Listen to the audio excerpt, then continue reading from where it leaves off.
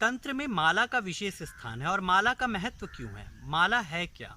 वास्तव में जब आप किसी भी मंत्र को जपते हैं तो उस मंत्र में आने वाले बीज, उसके शब्द, उसके देवता, उससे जुड़ी हुई ऊर्जा एक विशेष प्रकार के माला में होती है। लक्ष्मी साधना करने के लिए स्फटिक माला, कमलगट्टे की माला, ये उसके लिए ही बनी है। अगर आप काली हकीक के माला से आप लक्ष्मी साधना करेंगे, लक्ष्मी मंत्र का आप जाप करेंगे, तो काली हकीक की माला की जो ऊर्जा है वो ऊर्जा आपके मंत्र के साथ मैच नहीं करेगी, वो दोनों में समानताएं नहीं होगी, और असमानता अगर हुई तो आपकी साधना सफलता नहीं दे पाएगी। तो किन किन साधना में किस किस माला का प्रयोग करना चाहिए, इसके विषय में मैं आपको आज बताने जा रहा हूँ। जब भी आप भगवान शिव की साधना करें तो शिव के लिए रुद्राक्ष सबसे प्रिय है, तो भगवान शिव की साधना हमेशा रुद्राक्ष की माला से ही करें। काली साधना, भैरव साधना, वैताल साधना, इन साधनाओं में भी आप रुद्राक्ष की माला का प्रयोग कर सकते हैं। रुद्राक्ष की माला सर्वार्थ सिद्धिदायक है, ये किसी भी साधना में प्रयुक्त की जा सकती है, सिर्फ एक बगलामुखी साधना छोड़ करके। अगर आप वैष्णव संप्रदाय से जुड़ी हुई साधना करना चाहते हैं तो वहां पर तुलसी की माला, किंतु यदि वैष्णव संप्रदाय में रजोगुणी अर्थात भगवान विष्णु की साधना आप मुकदमे में बाजी में जीतने के लिए कर रहे हैं, आप अपनी सुरक्षा के लिए या शत्रु पर विजय पाने के लिए भगवान विष्णु की साधना कर रहे हैं, तो विष्णु साधना है तो सात्विक, लेकिन तब तुलसी की माला का प्रयोग न करके आपको चंदन की माला का प्रयोग, लाल चंदन की माला का प्रयोग करना होगा। वैसे विष्णु साधना में आप चंदन की माला का भी प्रयोग कर सकते हैं। दुर्गा माता की साधना में मूंगे की माला या फिर लाल चंदन की माला का प्रयोग किया जाता है। हनुमान जी की साधना जब भी की जाए तो ये लाल हकीक की माला, मूंगे की माला, रुद्राक्ष की माला, इनमें से आप कोई भी एक चुन सकते हैं।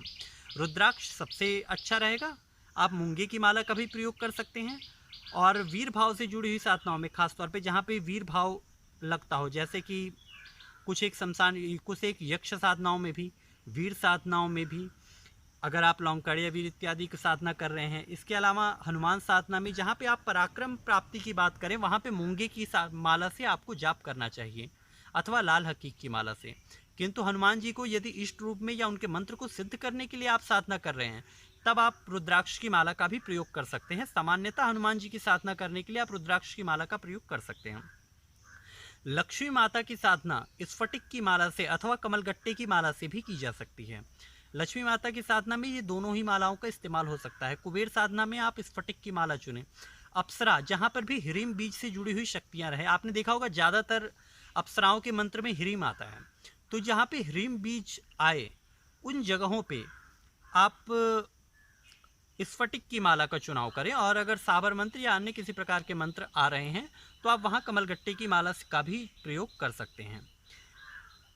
इसके अलावा जब भी आप शमशान की शक्तियों की बात करें, शमशान काली साधना, धूमावती साधना, त्रिपुर भैरवी साधना, इन साधनाओं में आपको काली हकीक की माला का चुनाव करना चाहिए। यहाँ पे काली हकीक की माला आपको तांत्रोक्त सिद्धि दे पाती है।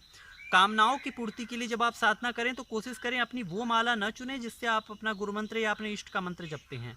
जब दूसरे के लिए या अपनी किसी भौतिक कामना की पूर्ति के लिए आप साधना कर रहे हैं तो वहाँ भैरव साधना में और काली साधना में आप काली हकीक की माला का ही प्रयोग करिए। धूमावती साधना में काली हकीक की माला, रुद्राक्ष की माला, सरपस्थी की माला, ये तीनों चल जाती है। असल में ये निर्भर करता है कि आपकी कामना क्या है।